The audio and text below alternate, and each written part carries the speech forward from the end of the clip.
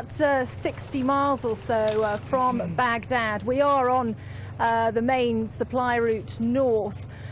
Really, when you see it, a huge war effort in support of the push for Baghdad. We've seen column after column after column of vehicles. Now, they've been passing through this area on their way on various routes up to Baghdad over the course of recent days. Remember, of course, that supply chain goes way back down, hundreds of miles down to the Kuwaiti border, ultimately back to bases such as Camp Commando in Kuwait. This, of course, is bringing supplies up to the forward positions. Remember that no army's ever going to go to war without ammunition and without food. So we're seeing stockpiles of the ration packs, MREs as the Americans would call them, stockpiles of water, stockpiles of ammunition, all being loaded up and moving constantly up towards the frontline positions. Let's bring in our two defence analysts at this point. Lisa, for the moment, stand by with your pictures of that explosion. We'll come back to you. Francis, can we pinpoint where these pictures are from? We certainly were told the lead task force of 3rd Mechanised Infantry Division coming up from the south was on something called Route or Highway 8, coming directly from the south, from Hilla. It's to the east of the airport, where we know other elements of 3rd Mech Division are based. Colin Brazier is there at the moment. I'd just like to say to Mike Vickery, what would you describe an operation like this, of motoring at, what are they doing, 25 kilometres an hour, occasionally brassing up targets at the side of the road? In British military terms, what would you call this? Well, it's very difficult to know. I mean, I guess it is. It really is reconnaissance by going and having a look and seeing what's going on. So rather than sending in a small force, as perhaps they did in Mogadishu, and getting that brassed off, they go up with a very large force. If it gets into trouble, it's big enough to fight its way out. And that's really what they're doing. So this is a very large foot, if you like, in the water. And I think they're sending in something that is big enough to see what's going on and to get out if it really comes into real big trouble. And potentially to hold its position if needed? Well, indeed, and it is, if you like, a rather smaller idea of what 3 Mech Infantry Division did right in the very beginning. Go on as far and as fast as they possibly can. And that's what they appear to be doing here. Colonel, in layman's terms, what that looks like to me is a city that's been defeated, an army that's been defeated. It is being defeated, certainly at the moment, but as I say, you know, city centre, I don't know how far they are from the city centre, 2-3 miles, and you know, always before them there's this thought that perhaps there is the Republican Guard, and perhaps they are pulling in towards the city. By no means could they surround the whole city with Republican Guard, or even, you know, give them the sort of frontage that they need to fight across the whole of the city. So, do we see that they are trading ground really for time, and is there more of them in the city? But if you were driving or in charge of that tank at the moment, you'd be pretty happy with the I'd be absolutely delighted. Indeed, and you can see that they're moving at a hell of a lick. Should point out we did see earlier one M1 A1 that seemed to have received a hit in the engine or something, which was being towed. Yeah. It looked very much tank to me as if it was a much overheating engine that's brewed up. But there was a slight fire which we saw earlier. Certainly there was a picture of one Iraqi reconnaissance armoured car, BRDM-2, had been hit. There seemed to be one piece of footage showing a civilian car which looked, from what we saw, as if there had been people in it trying to attack, because it was engaged pretty quickly by a number of the gunners. It's certainly an aggressive push. And I'd seen earlier, while there was some talking going on, that there'd been some sort of a white van in flames coming very fast towards the troops and being fired on. And I guess this may be the start of what Saddam was talking about, or his information minister was talking about, those sort of possible unconventional means. And so I think there's another truck there we're seeing on the feed, yeah. Similar perhaps. I think that those tankers can expect more people to try and ram them with explosive-filled cars or some such. I don't think they'll do an awful lot of damage, and indeed they will very soon begin to see that if some car is coming towards them at speed, it will get hit with machine gun fire at the best. Just looking at the pictures here and trying to make a comparison with a relatively detailed Baghdad map, we think that this area here is in the suburb of Darwa, south outskirts, and that they're still on Highway 8 heading north, and basically for about 3 to 4 kilometres from where we believe they ended up, or I should say where we last heard that they were. Should say that some Reuters correspondents in Baghdad are claiming they looked around the southern outskirts, the southern suburbs, the southwestern suburbs, and claiming they've seen no American troops at all. I think both statements can actually be true. Baghdad is a relatively large city.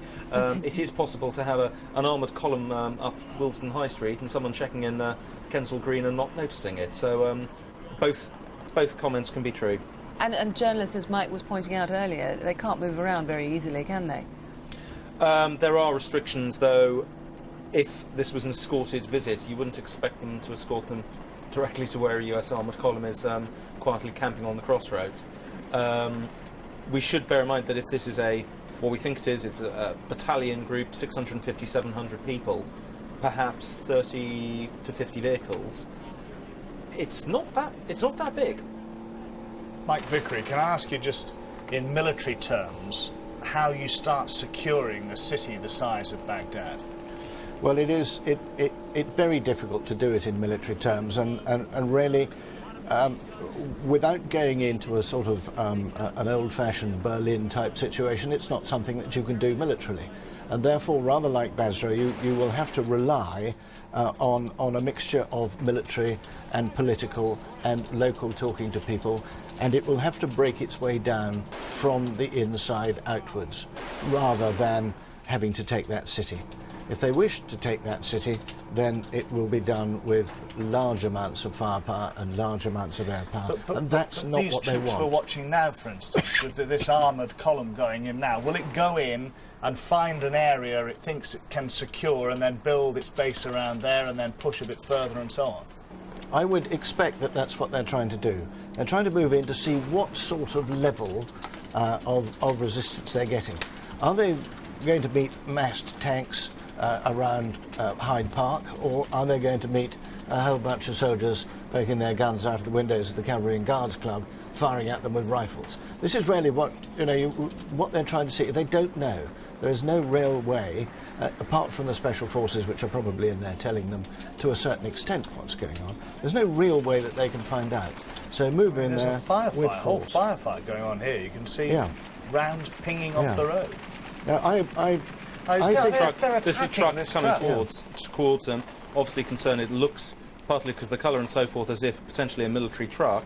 And is that people bailing out from the driver's door? Difficult to tell from that shot, but this is very much far on the move. Extraordinary footage. Multiple statues of Saddam Hussein. We're trying to match that up with a guide of Baghdad.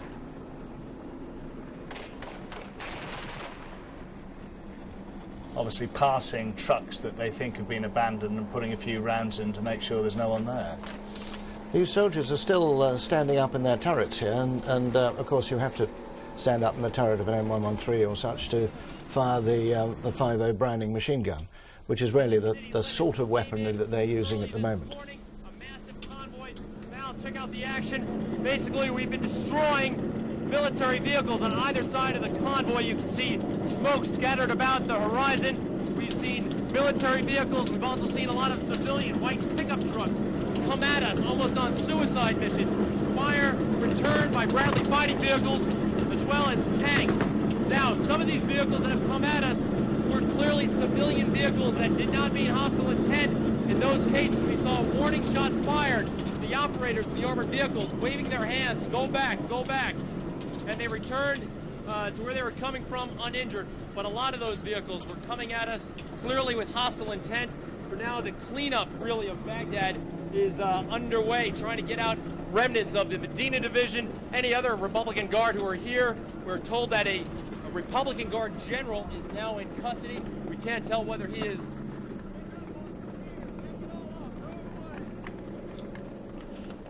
Telling this soldier that's a gas mask, and he's got green trousers on. That's definitely a soldier. Telling him to lay down his weapon and get on the deck. The first time we've seen that. There's a guy that's right near the bushes. Watch out, there's a guy, don't shoot him. Another surrender. They're both keeping their hands up. Unbelievable. Now, a lot of these soldiers, though, didn't give up like that. They came at us with rocket-propelled grenades, AK-47s. One tank has been disabled. Very graphic, strong image. It's being towed by another tank. Again, one general in custody right now. Unclear whether he surrendered like those guys or whether he was captured. What we're seeing now are a lot of these secondary explosions in these vehicles on either side of the road. They were destroyed by some of the tanks in front of us. Either their fuel tanks or munitions inside continue to explode as we pass by. But once again, this fight has been taken into the heart of Baghdad. We're not on the outskirts. We're not in greater Baghdad. This is it. This is Baghdad. This is what these guys came here for. We'll be here for a while. Reporting from Baghdad, Greg Kelly, Fox News. Extraordinary pictures watching there. The man you just heard was Greg Kelly from Fox News, as he just introduced himself. This is what's known in television as raw television footage. We haven't had a chance to edit this. This is as we get it. So if there are pictures you find disturbing, we apologise, but it is full-on combat pictures, as you can see. Should say you could see out the corner there that someone was pointing what really looked like a gun out of that. We heard the comment that from what they were saying, is a lot of the pickup trucks were barreling straight at them.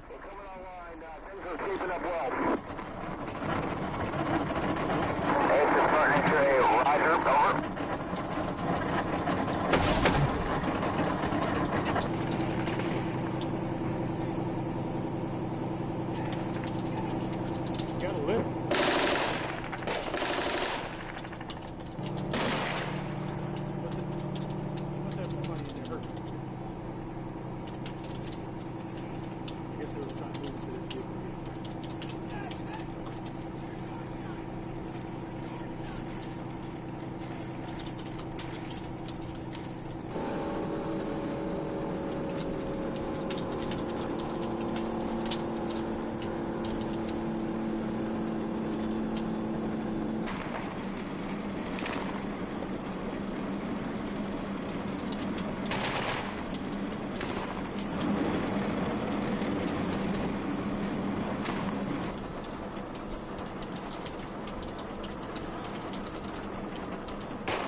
Mike Vickery, we're always saying that you're a former tank regiment commander, so you, more than anyone sitting here in the studio, will know what this feels like, especially from your experience of the first Gulf War.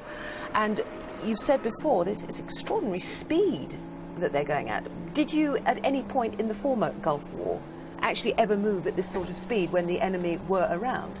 Yes, indeed we did, but we have to remember that we were moving across open desert. There was never, in any time, any sort of this kind of close-in fighting. When we fought them, it was right out in the middle of the desert. Sometimes they were in a defensive position, sometimes they were moving around trying to avoid us, but there was nothing quite so close in as this. But in terms of speed, yes, we moved really very fast indeed. And that's what armoured vehicles